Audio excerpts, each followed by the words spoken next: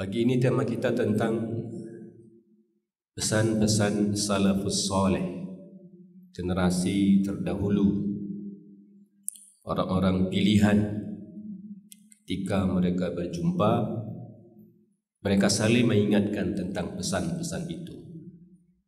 Dan ketika mereka berjauhan, mereka berkirim surat agar pesan-pesan itu terus hidup dalam kehidupan mereka walaupun berjauhan.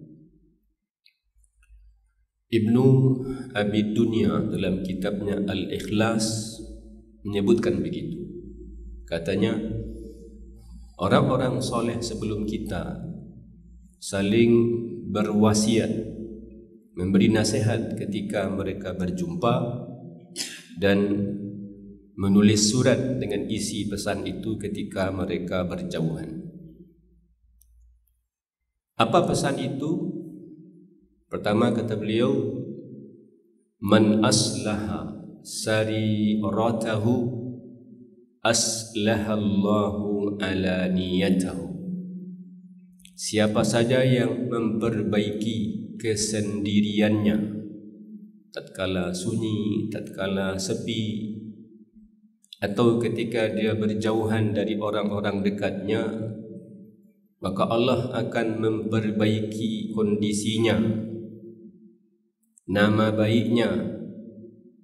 Allah akan menjaga aib-aibnya sehingga dia dimuliakan di tempat yang ramai.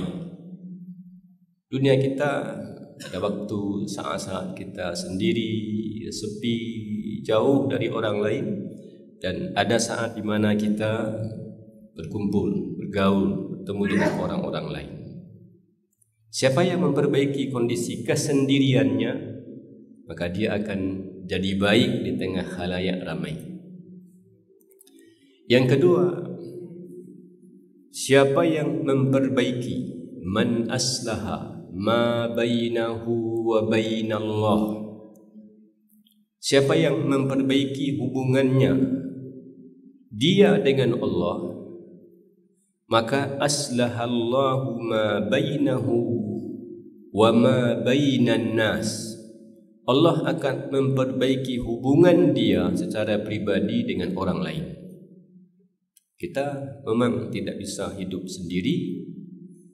Kita butuh orang lain, dan urusan kita juga ada berkaitan dengan orang lain. Kalau kita perbaiki urusan kita dengan Allah, Allah akan perbaiki dan mudahkan urusan kita dengan orang lain. Siapapun, mungkin dengan suami, dengan istri, dengan anak, dengan kerabat, dengan tetangga, Allah akan perbaiki kalau kita perbaiki hubungan kita dengan Allah. Yang ketiga kata dia, barang siapa yang bekerja, man amila li akhiratihi, siapa saja yang bekerja untuk kepentingan akhiratnya, bekerja dengan niat membangun akhiratnya, kafahullahu ma'unata dunya, Allah akan cukupkan baginya semua kebutuhan dunianya. InsyaAllah pesannya singkat tapi dalam sekali makna. Kita coba satu persatu. Siapa saja yang memperbaiki kondisi kesendiriannya, lalu Allah pasti akan memperbaiki keadaannya, sebutannya, kedudukannya di tengah khalayak ramai. Bapak Ibu yang mulia, kita tak mungkin selalu hidup 24 jam bersama orang-orang dekat.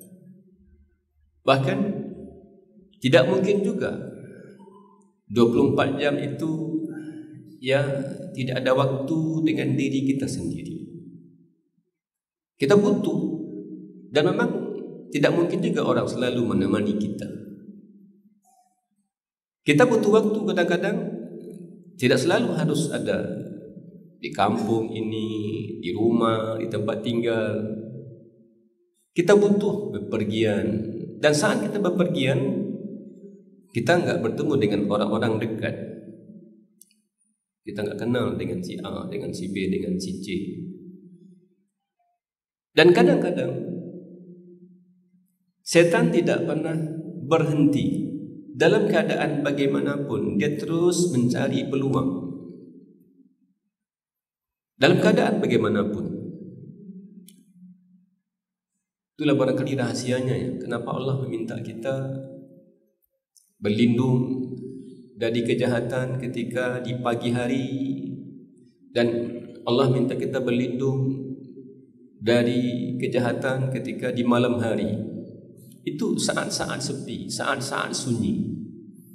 Ada banyak potensi keburukan. Qul a'udzu birabbil falaq. Katakan, aku berlindung kepada Allah, Tuhannya subuh, Tuhannya pagi. Belum sepenuhnya terang, masih gelap. Min syarri ma khalaq, dari kejahatan semua makhluk. Ya manusia, ya binatang, ya macam-macam. Wa min syarri ghasiqin idza waqab, dan berlindung kepada Allah dari kejahatan malam apabila telah gelap gulita. Gelap itu bisa jadi maknanya memang benar-benar gelap, mati lampu, ya tidak ada bulan purnama, gelap. Atau boleh jadi maknanya kita dalam kondisi penuh cahaya di kamar kita, terang di kamar kita, tetapi kejahatan terus berlangsung. Kenapa disebut gelap? Tidak ada orang di situ yang tahu, yang melihat kita. Maka pikiran kita kemana-mana, imajinasi kita kemana-mana. Apalagi kalau ada kotak ajaib ini kan, kemana-mana. Nah, ketika ramai, kita berharap agar orang memuliakan kita. Minimal tidak ada kita ini yang pengen ketika di tengah-tengah keramaian lalu orang menyebut cacat kita, aib kita, kejelekan kita, lalu orang mencela, mencaci, memaki. Itu nggak ada yang mau. Sebagian orang bahkan memoles dirinya agar terus terlihat baik, dan kadang-kadang mengerahkan begitu banyak sumber daya. Ada uang, ada orang, ada kebijakan. Agar apa? Terlihat baik. Kadang orang tahu ini nggak baik, tapi dipoles agar terlihat baik. Orang-orang beriman tidak begitu caranya untuk terlihat baik. Tidak begitu caranya agar mendapatkan penghargaan, dimuliakan, dihormati. Tidak perlu ada anggaran, nggak perlu itu. Pesannya cukup jaga saja kondisimu ketika kamu sendiri, ketika saat sepi, ketika tidak ada orang yang engkau kenal di dekatmu. Apa yang kamu lakukan? Kalau kamu ingat Allah, kalau kamu taat kepada Allah, kalau kamu terus berzikir kepada Allah, kalau kamu tidak melakukan maksiat dan kejahatan, maka di tengah-tengah keramaian kamu dimuliakan, ditinggikan, dihormati. Bahkan bukan hanya di sini. Nabi kita katakan alaihi salatu wassalam, kata beliau, sab'atun yudhilluhumullahu yawma la dhilla illa dhilluhu. Kelak pada hari kiamat ada 7 golongan yang Allah lindungi. Itu hari-hari yang sangat sulit, huru hara yang sangat berat, panas, sempit, susah sekali. Tapi Nabi sebutkan ada 7 golongan yang Allah lindungi dari panas, dari kesulitan, dari beratnya beban. Sebutkanlah di antaranya laki-laki, masuk juga perempuan. Yadhkurullaha khaliya, dia ingat Allah ketika sendiri. Ya Allah, ya Allah, ya Allah, betapa kayanya, betapa hebatnya, betapa besarnya, betapa agungnya. Aku ini betapa kecilnya, betapa hinanya, betapa tak mampunya kalau dia tidak memberikannya. Ya Allah, begitu banyak beban yang diberikan kepada kita, begitu pula banyak beban yang tak mampu dan tak mau kita tunaikan dengan sepenuhnya. Lalu fafadat ainah, maka bercucuran air matanya. Jadi siapa saja orang ingin tampak baik, terasa baik, dimuliakan, itu ternyata normal saja. Yang tidak normal kalau memaksa diri.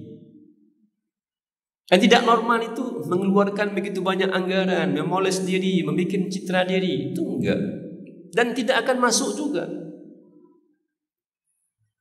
Gimana caranya? Cukup jaga hubungan kita dengan Allah saat kita sendiri. Perbaiki mimpi kita, cita-cita kita, pikiran-pikiran kita, dugaan-dugaan kita saat kita sendiri. Apa maknanya lagi? Perbaiki kondisi hati kita. Dengan orang kita bisa berpisah. Dengan keluarga kita bisa berjauhan. Dengan karib kerabat kita bisa tidak bertemu. Tapi dengan hati kita selalu bersamanya. Jangan berburuk sangka, tidak kepada manusia dan tidak kepada Allah. Selalu jaga takut kepada Allah dimanapun kita berada. Ya ayyuhan nasu taqu rabbakum wakhshaw yawma. Wahai manusia, takutlah kamu kepada Tuhanmu, bertakwalah kamu kepadanya. Allah minta seluruh manusia, enggak hanya orang beriman. Kenapa? Kata Allah, nanti ada hari yang pasti akan dilalui oleh semua manusia, bukan hanya oleh orang beriman, tapi semua manusia. Yauma la yajzi walidun an waladih. Hari di mana seorang ayah tidak bisa menyelamatkan anaknya. Wala mauludun huwa jazin an walidih. Begitu pun anak tidak bisa menolong dan menyelamatkan ayahnya. Inna wa'dallahi haq. Itu janji Allah. Pasti. Selama masih manusia, belum berubah statusnya menjadi mayat. Sudah mayat, sudah amwat lagi kan. Al-ahya'u minhum wal amwat, gitu kan. Ini manusia. Dia muslim, dia kafir, dia beriman atau dia fasik, dia ahli dosa. Selagi masih manusia, hati-hati ya. Kalian akan melewati sebuah hari di mana pada hari itu ayah enggak bisa diandalkan, dan sebaliknya anak juga tidak bisa diandalkan. Itu janji Allah. Makanya kata Allah, fala taghurrannakumul hayatud dunya. Hati-hati, jangan sampai dunia menipumu, jangan sampai dunia mengecohmu, jangan sampai nikmat, lezat dan hijaunya dunia menyesatkanmu, lalu kemudian lupa, lalu kemudian lalai, lalu kemudian tidak menghadap kepada Allah.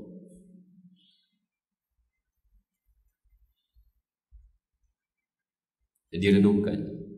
Ketika sendiri itu kadang-kadang ada lintasan pikiran, kadang ada rencana, kadang ada niat, atau ada perbuatan-perbuatan tercela. Hindari. Dimanapun kita, pastikan saat kita bersama, dan begitu pun saat kita sendiri. Kenapa? Karena di sisi Allah enggak ada bedanya. Enggak ada bedanya. Kita mau melakukan kejahatan saat bersamaan atau sendiri, di sisi Allah enggak ada bedanya. Kita mau melakukan maksiat, kemungkaran di tempat yang kita kenal, di kampung umpamanya, kan malu, atau di tempat yang jauh, kita enggak kenal dengan siapapun, di mata Allah sama aja, enggak ada bedanya. Di mata orang sekampung iya, di mata kawan iya, tapi di mata Allah sama. Maka kalau kita ingin tetap, maaf ya, bercitra baik, tak perlu kita gila pujian, tak perlu. Cukuplah aib kita ditutupi, cukuplah. Jangan sampai dipermalukan di hadapan orang, di depan umum. Apa rahasianya? Perbaikilah diri kita tatkala dia sendiri. Baiki. Bikinlah rencana. Jangan ketika sendiri banyak rencana tidak baik. Pikiran-pikiran tidak baik. Ya, mimpi-mimpi tidak baik. Jangan. Karena kalau kita melakukan hal demikian, kita akan dipermalukan, bahkan bukan oleh orang lain yang jauh dari kita, bahkan bisa jadi dipermalukan oleh anak dan istri kita sendiri. Yang kedua, siapa yang memperbaiki hubungannya dengan Allah, maka Allah akan perbaiki hubungannya dengan manusia. Suami mesti akrab dekat dengan istri, dan kadang-kadang hubungan jadi renggang, jadi retak, kadang malah pecah. Ayah ibu dengan anak-anaknya,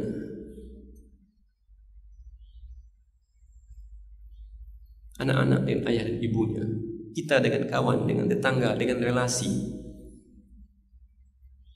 Apa rahasianya? Coba aja cek. Kalau ada masalah dengan diri kita, coba segera perhatikan. Kira-kira ada hal apa yang mengganjal antara kita dengan Allah? Coba perhatikan. Periksa. Gimana salat hari ini ya?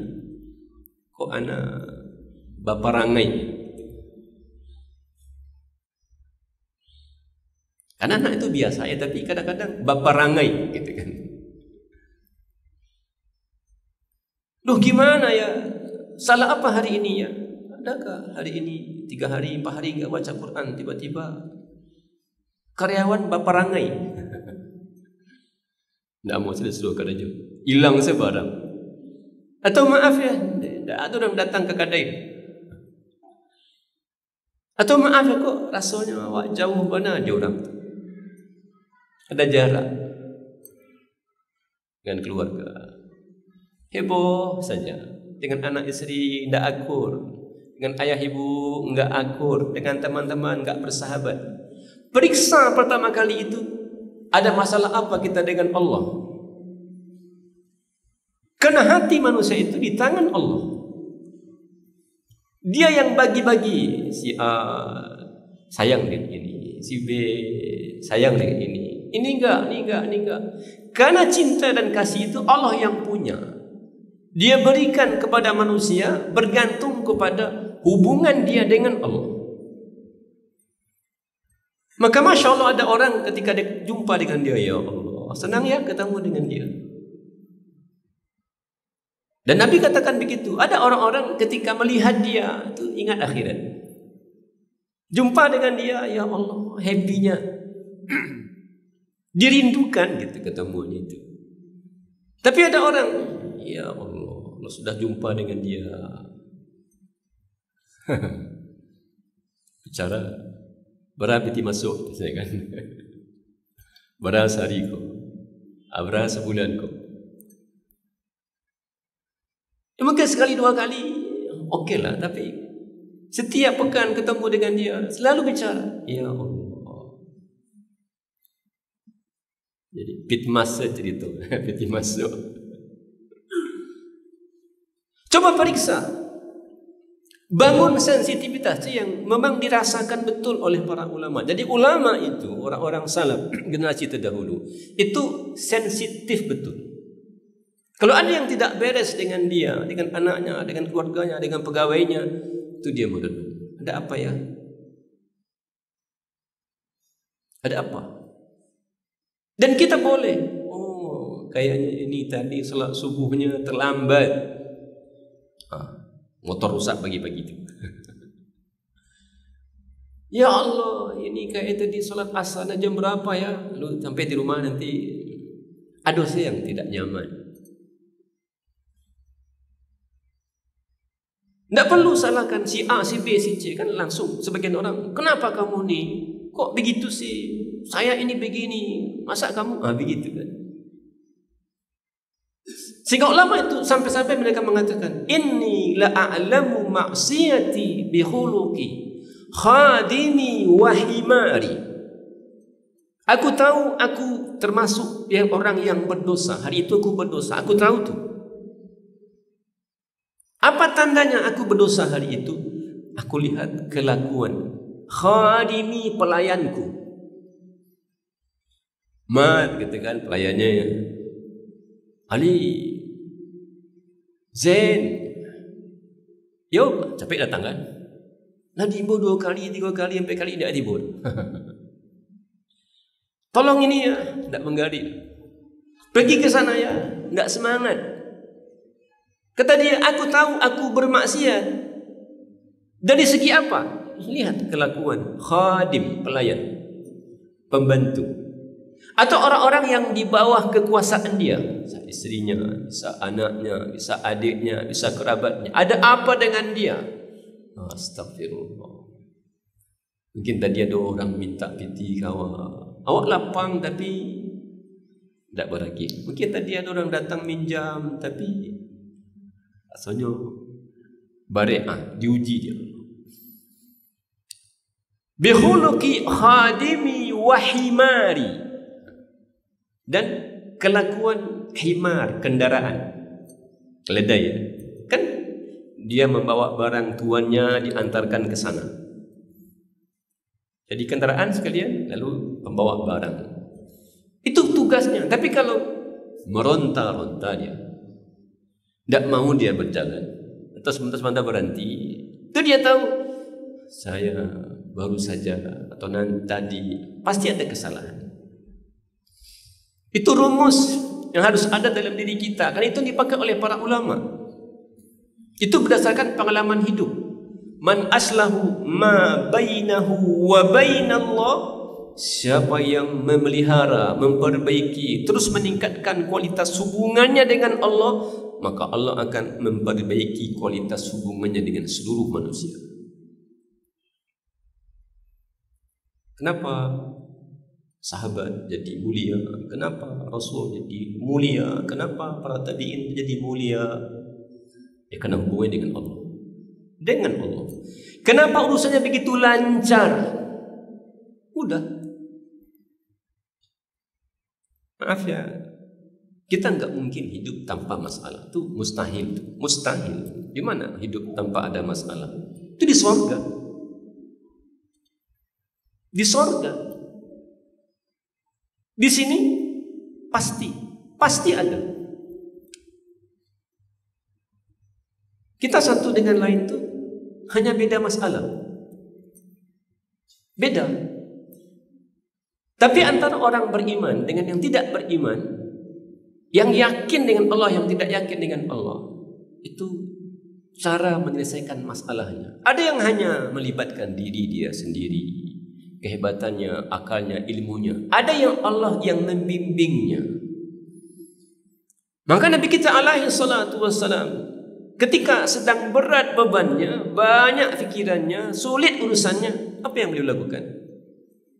Bil wudu, salat. Libatkan Allah dalam menyelesaikan masalah kita. Sebagian orang yang saya temukan, Masya Allah, semakin banyak sedekah, ini para pedagang, semakin banyak sedekah, semakin banyak dapat. Tapi kalau hari-hari sulit kan sebagian orang, dari pagi dan zuhur dia ada orang belanja tu, kebas sedekah lo. Itu 2 kali kan naik kan. Orang belanja tidak ada. Itu kebas sedekah lo. Tapi yang melibatkan Allah justru semakinlah tidak lari, semakin bermasalah pada jualannya, semakin banyak sedekah. Ada tu Ustaz, pasti ada. Pasti ada. Libatkan Allah. Jaga hubungan kita dengan Allah. Allah akan menjaga hubungan kita dengan manusia. Jadi kalau ada hubungan yang retak, ya, yang renggang, bahkan maaf ya, yang pecah, yang putus, coba lihat ada apa dengan kita dan Allah sehingga itu terjadi. Karena siapa saja yang memperbaiki hubungannya dengan Allah, pasti Allah akan perbaiki hubungannya dengan manusia. Yang ketiga, man amila li akhiratihi, siapa saja yang bekerja untuk kepentingan akhirat. Kita tinggal di dunia. Iya. Tapi ada orang yang bekerja di dunia hanya untuk dunia. Dan ada orang yang bekerja di awal, bekerjanya bukan untuk sekedar dunia. Ini pekerjaan untuk akhirat. Nah, bekerja itu mulia, punya profesi itu mulia, berpenghasilan sendiri itu mulia. Dia enggak sekedar membangun dunia dengan itu, tapi dia bekerja untuk kepentingan akhiratnya. Apa yang terjadi? Kafahullahu ma'unata dunya. Allah jamin semua kebutuhannya. Ingat, kebutuhannya.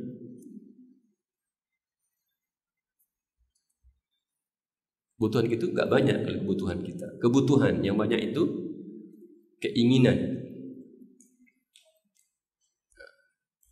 Tambah piti, tambahlah keinginan. Dan awak merasa bertambah kebutuhan. Padahal tidak. Tambah jabatan, tambah keinginan. Kebutuhan nambah enggak? Perut ni berapa sih kebutuhannya? Pakaiannya berapa kebutuhannya? Enggak banyak. Tempat tinggal tu berapa kebutuhannya? Enggak banyak. Yang banyak itu keinginan. Maka barang siapa yang bekerja untuk akhiratnya, maaf ya, maksudnya ada orang bekerja di dunia untuk nikmat dunia saja, hanya untuk dunia.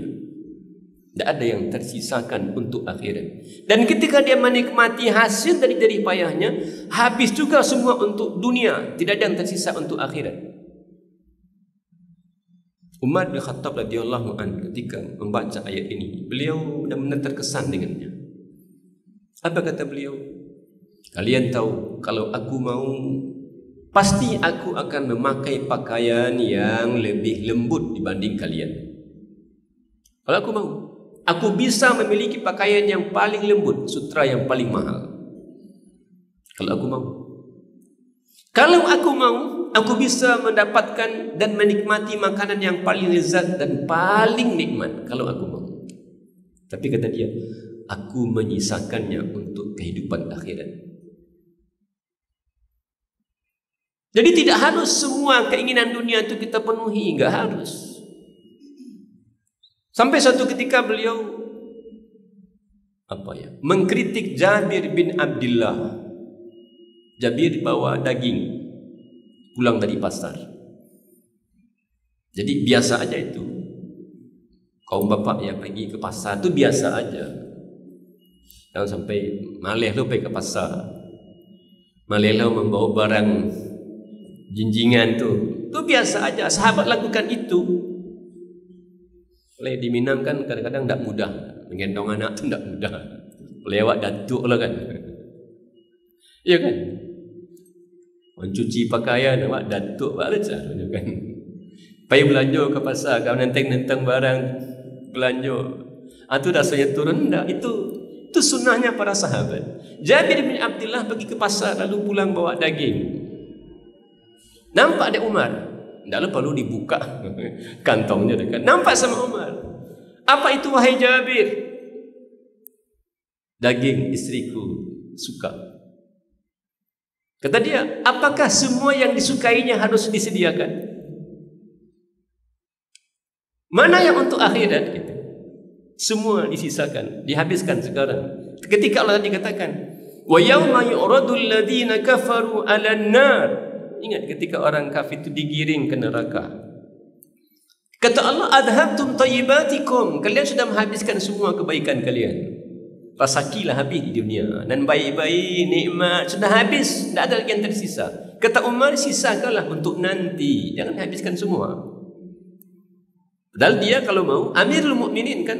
Bisa pakaian yang paling mahal. Bisa makanan yang paling lezat.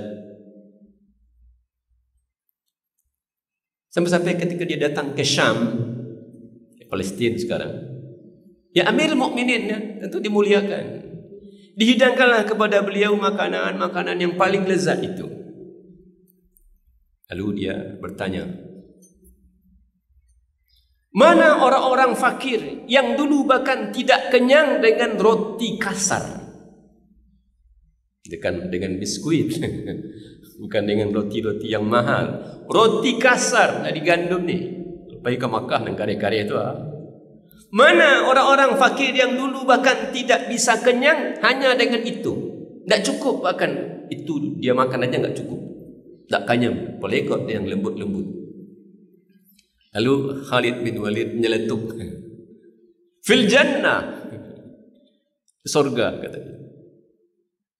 Maka menangis dia. Ya Allah, orang-orang fakir, tidak cukup bahkan roti-roti keras itu untuk dia makan kebutuhan sehari-hari. Mereka di jannah, di surga. Ditinggalkannya makanannya. Barangkali makanan kita ada tuh di bawah reruntuhan, pergi semua. Jangan habiskan semua pendapatan, semua fasilitas, semua peluang untuk dunia, sisakan untuk akhirat. Jangan sampai kena dengan ayat ini, kamu sudah menghabiskan semua yang kamu inginkan di dunia, di akhirat tidak ada lagi jatah untukmu. Habis. Ya Allah, kalau kita baca kisah-kisahnya ya. Abdurrahman bin Auf itu kan orang yang sangat kaya. Dan dia mampu makan apa saja, mau beli apa saja, karena keberkahannya. Sampai dia ceritakan, saking berkah hidupnya, andai dengan tangan ini aku balikkan batu, mungkin aku akan temukan ada emas di bawahnya. Jadi apa aja usaha yang dia buka itu menghasilkan keuntungan yang berlipat-lipat. Suatu hari pada saat berpuasa, sebelum berbuka, itu kan saat-saat gembira. Orang berbuka itu kan sangat suka dengan makanan. Sampai awak belum puasa kan, barang menunya.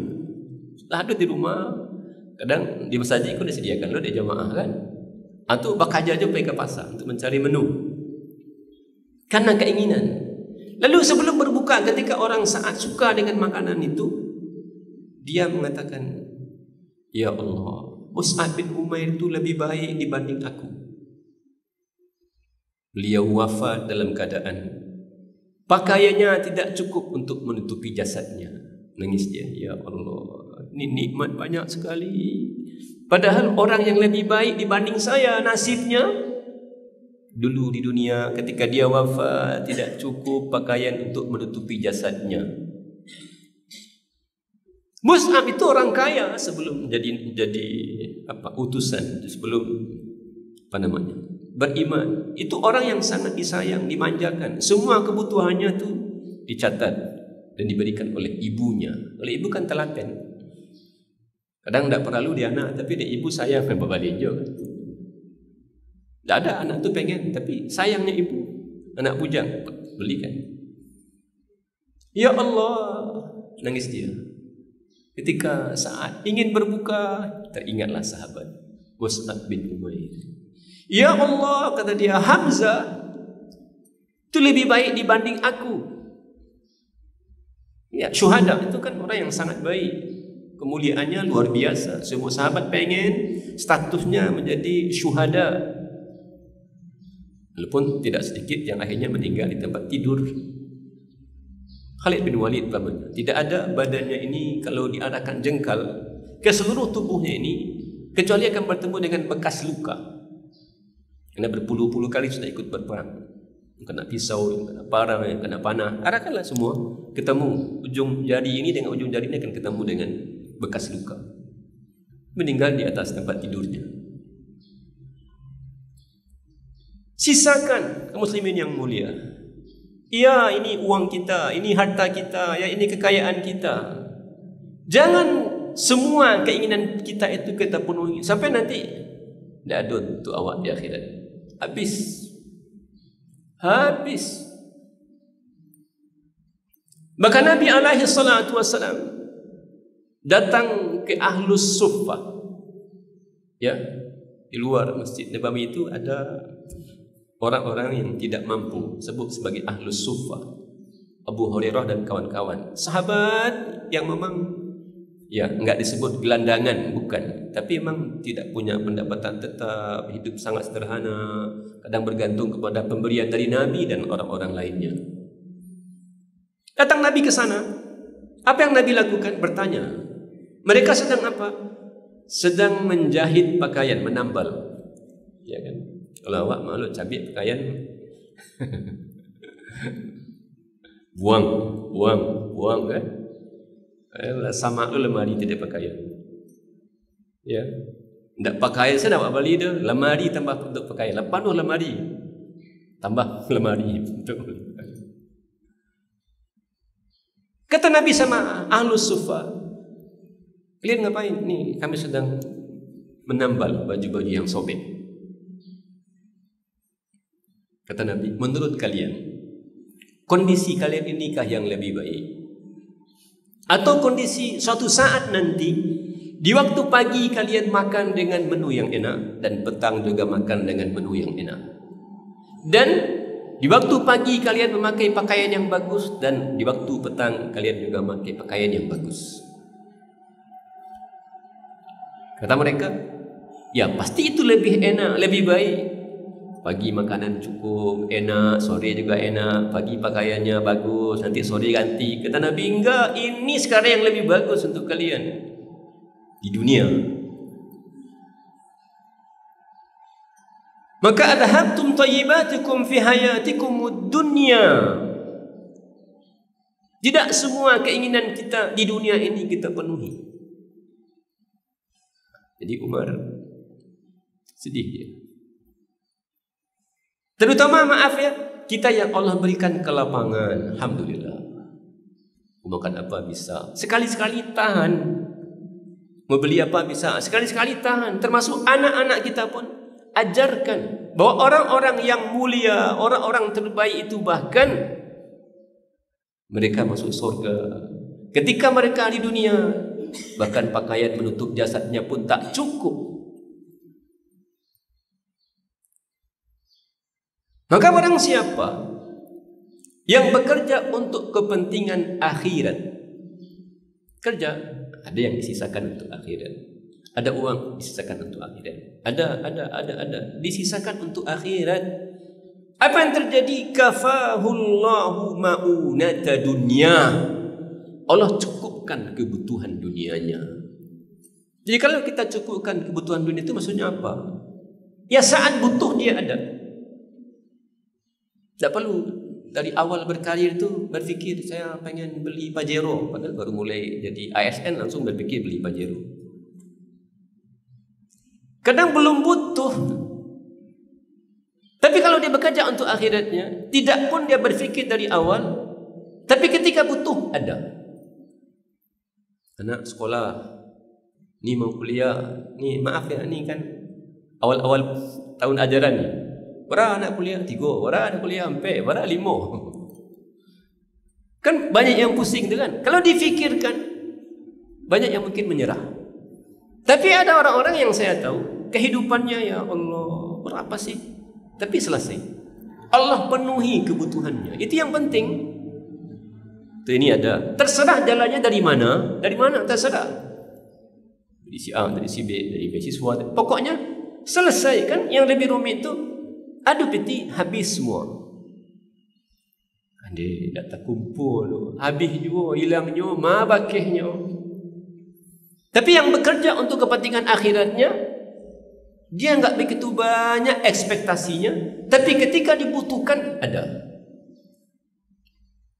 Cik anaknya, ya cukup dengan motor, cukup. Atau baru menikah, ya belum mampu beli mobil, enggak apa-apa, cukup dengan motor, cukup. Tapi anak cik, oh mobilnya kecil, dia enggak apa-apa. Tapi nanti anak nambah pula mobilnya.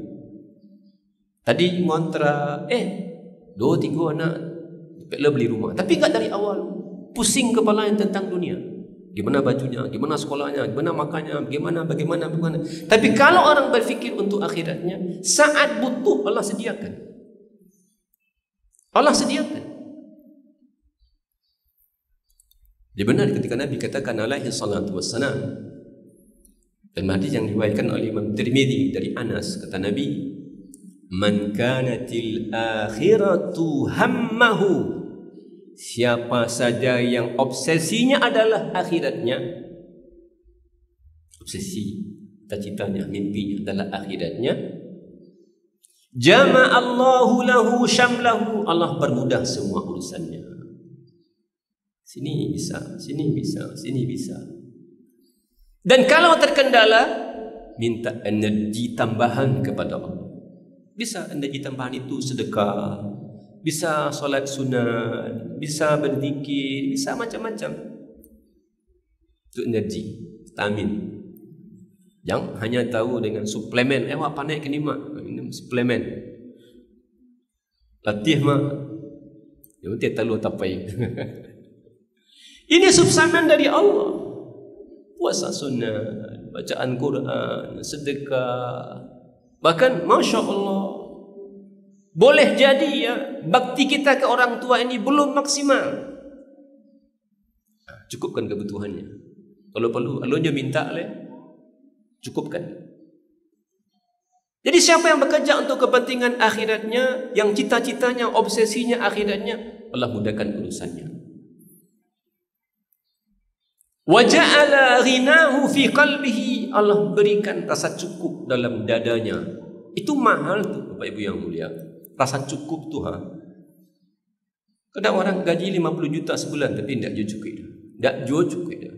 Habis je. Tapi ada orang cuma 5 juta aja sebulan. Dan maaf, kalau UMP kadang kan 3 juta kurang sebulan. Tapi cukup juga. Perasaan cukup itu mahal. Tapi kalau masih tentang dunia, ya kayak minum air garam gitu. Habis liter tidak juga cukup. Habis 2 liter aja tambah. Tidak pernah puas. Dunia datang mengejar-ngejarnya padahal malu-malu kucing saja. Kok ada jadi tidak gitu kan. Dunia mengejarnya. Tapi mangkanati dunia hammahu, siapa yang cita-citanya, obsesinya, mimpinya terbatas hanya untuk dunia, farraqallahu lahu syamlahu, Allah cerai-beraikan urusannya. Kau susah, kau tidak capai, kau tidak berhasil, kau gagal. Wa ja'ala faqrahu baina ainai, Allah jadikan kefakirannya di depan matanya. Apa maknanya? Tidak nampak seolah-olah nikmat yang ada tu. Baru aja dapat nikmat tapi tak nampak. Jadi bukan sepeda tadinya, dia dapat Honda. Ndak Honda tu yang nampak. Betul orang nampak. Alhamdulillah selama ini tinggal sama orang tua, numpang di mintu, gitu kan ya. Alhamdulillah, mestinya kan dapat kontrakan, kan alhamdulillah kan. Tapi tidak, rumah orang seorang nampak. Kenapa? Cita-citanya dunia. Walam ta'tihi minad dunya illa ma qaddara lah. Sementara dunia tidak datang kepadanya kecuali yang sudah dijatahkan untuknya. Ada orang maaf ya, kerja 8 jam itu normal, tapi nambah 10 jam. Kadang nambah sampai 12 jam. Kadang ada orang malam jadi siang, siang jadi malam. Pokoknya kerja. Tapi solat enggak. Hak Allah enggak, sedekah enggak, baca Quran enggak. Ternyata sudah ditambah pun jam kerja, enggak juga tambah. Gitu ya dapatnya. Kok dapat benar lebih banyak, habis juga segitu juga. Jadi mari, ya ini mahal ungkapannya. Siapa yang memperbaiki kondisi kesendiriannya, maka Allah akan perbaiki keadaannya ketika di depan orang lain. Siapa yang memperbaiki hubungannya dengan Allah, Allah perbaiki hubungannya dengan manusia. Bahkan maaf ya, hadis lain Imam Ahmad mengatakan, meriwayatkan, man syaghalahul Qur'anu wa dzikri an mas'alati. Siapa saja yang disibukkan oleh Quran dan mengingatku. Sibuk dengan baca Quran dan berzikir. Sibuk dengan Quran dan zikir. Sampai-sampai kata Nabi, dia tidak meminta kepadaku. Bukan karena sombong ya. Bukan. Nah ada orang tidak meminta tu karena sombong. Ya, tapi sibuk ngaji, sibuk zikir sampai lupa berdoa. Kata Allah dalam hadis kursi itu, a'taituhu afdala ma u'tiyas sa'ilin. Aku akan berikan kepadanya jauh lebih baik dibanding orang yang minta. Ya Allah, ya Allah, ya Allah. Jaga hubungan kita, perbaiki. Solat sudah bagus, terus naik. Puasa bagus, naik. Karena yang Allah minta kepada kita itu dalam ketakwaan itu maksimal. Maksimal berapa bisanya? Kita mampu 9, jangan buat 7, jangan buat 8. Oh mampu cuma 7, jangan buat 5, jangan buat 4. Bikin 7 itu. Kita mampunya berapa nih? Ini kalau saya mungkin rapornya bisa maksimal itu 6. Jangan hanya pokoknya sudahlah masalah dikerajukan jadilah. Enggak, bikin maksimal 6 itu. Maka fattaqullaha mastata'tum, bertakwalah kepada Allah semaksimal yang kamu bisa. Allah alam bisawab. Ini cara ya spiritual barangkali ya untuk memperbaiki kondisi. Orang pengen, suka dihormati, dimuliakan, paling tidak enggak dicela di depan umum, perbaiki saat sendiri. Orang pengen dengan manusia urusannya lancar, tapi ternyata kunci utamanya dengan Allah, karena hati kita dalam genggaman Allah. Dan kalau Allah sayang, Dia curahkan sebagian cintanya sehingga orang nanti mencintainya, tertarik dengan. Makanya ada orang kalau ketemu dengan dia akrab, nyaman, tapi ada orang yang tadilah. Kemudian bekerja di dunia ini jangan sekedar untuk dunia, dan hasilnya ketika dapat bukan sekedar untuk dunia, sisakan untuk kehidupan akhirat. Karena siapa yang bekerja untuk kehidupan akhiratnya, Allah akan cukupkan kebutuhan dunianya. Allah a'lam. Assalamualaikum warahmatullahi wabarakatuh.